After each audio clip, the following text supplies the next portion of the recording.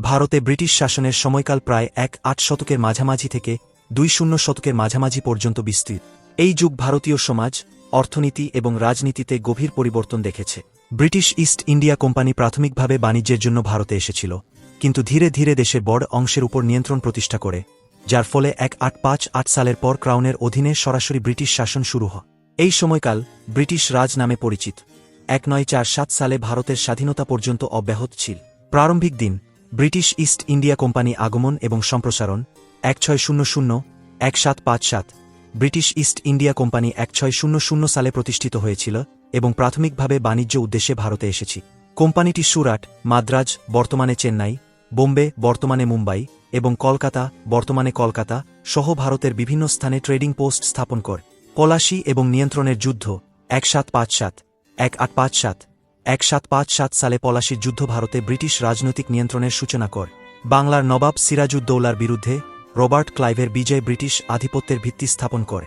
কোম্পানিটি যুদ্ধ, জোট এবং চুক্তির মাধ্যমে তার নিয়ন্ত্রণ প্রসারিত করে ধীরে ধীরে বড় অঞ্চলগুলিকে সংযুক্ত করে। ব্রিটিশ রাজ, সরাসরি নিয়ন্ত্রণ ১৮৫৮-১৯৪৭, প্রশাসন ও শাসন ১৮৫৭ সালের ভারতীয় বিদ্রোহের পর ব্রিটিশ ক্রাউন ভারতের সরাসরি নিয়ন্ত্রণ নেয়। ব্রিটিশ রাজার প্রতিনিধিত্বকারী ভাইসরয়ের সাথে প্রশাসনিক কাঠামো কেন্দ্রীভূত করা হয়েছিল। ব্রিটিশ শাসনকে সুসংহত করার জন্য বিভিন্ন প্রশাসনিক সংস্কার প্রবর্তন করা হয়। অর্থনৈতিক নীতি এবং প্রভাব ভারতে ব্রিটিশ অর্থনৈতিক নীতিগুলি প্রাথমিকভাবে আহরণমূলক ছিল। তারা ভারত থেকে কাঁচামাল রপ্তানি এবং ব্রিটিশ উৎপাদিত পণ্য আমদানির উপর দৃষ্টি নিবদ্ধ করেছে। এর ফলে ভারতীয় কারুশিল্প ও শিল্প, বিশেষ করে টেক্সটাইলগুলির ঔদ্যোগিকরণের দিকে পরিচালিত হয় এবং এর ফলে ভারতীয় জনসংখ্যার বিশাল অংশ দারিদ্র্যের শিকার হয়। অবকাঠামো উন্নয়ন ব্রিটিশরা তাদের নিয়ন্ত্রণ এবং অর্থনৈতিক শোষণের সুবিধার্থে অবকাঠামোতে বিনিয়োগ করেছে। রেল, টেলিগ্রাফ, রাস্তা এবং বন্দরগুলি উন্নত করা হয়েছিল, যা অসাবধানতাবশত ভারতের আধুনিকীকরণ এবং বিশ্ব অর্থনীতিতে এর একীকরণে অবদান রেখেছে। ভারতীয় গ্রামে জীবন, সামাজিক কাঠামো এবং শ্রেণীবিন্যাস ভারতীয় গ্রামগুলি বর্ণের উপর ভিত্তি করে একটি কঠোর সামাজিক শ্রেণীবিন্যাস দ্বারা চিহ্নিত করা হয়েছে। উচ্চ বর্ণগুলি উল্লেখযোগ্য ক্ষমতা এবং সম্পদের অধিকারী ছিল, যখন নিম্ন বর্ণ এবং দলিতরা পূর্বে অস্পৃশ্য, গুরুতর সামাজিক ও অর্থনৈতিক বৈষম্যের সম্মুখীন হয়েছে। কৃষি অর্থনীতি ভারতীয়দের অধিকাংশই গ্রামে বাস করত এবং জীবিকা নির্বাহের জন্য কৃষির উপর নির্ভর করত। ব্রিটিশরা জমিদারি, রায়তোয়ারি এবং মহলোয়ারি ব্যবস্থার মতো ভূমি রাজস্ব ব্যবস্থায় বেশ কিছু পরিবর্তন আনে। এই ব্যবস্থাগুলি প্রাদেশিক জমিদার এবং মহাজনদের দ্বারা উচ্চকর এবং কৃষকদের শোষণের ফলে গ্রামীণ কারুশিল্প ও শিল্প গ্রামগুলিতেও বিভিন্ন কারুশিল্প এবং কুটির শিল্প ছিল, যেমন তাঁত, মৃৎশিল্প এবং ছুতার। যাই হোক, এই ঐতিহ্যবাহী শিল্পগুলি ব্রিটিশ অর্থনৈতিক নীতিগুলির কারণে ব্যাপকভাবে ক্ষতিগ্রস্ত হয়েছিল, যা ব্রিটিশ পণ্য আমদানির পক্ষে ছিল এবং দেশীয় উৎপাদনকে নিরুৎসাহিত করেছে। শিক্ষা ও সমাজ সংস্কার গ্রামে শিক্ষা ছিল ন্যূনতম, যেখানে ঐতিহ্যবাহী স্কুল, পাঠশালা ও মাদ্রাসা প্রাথমিক শিক্ষা প্রদান করত। যাই হোক, ব্রিটিশরা আধুনিক শিক্ষা ব্যবস্থা চালু করেছিল, যা ধীরে ধীরে গ্রামাঞ্চলে ছড়িয়ে পড়ে, যদিও অসমভাবে।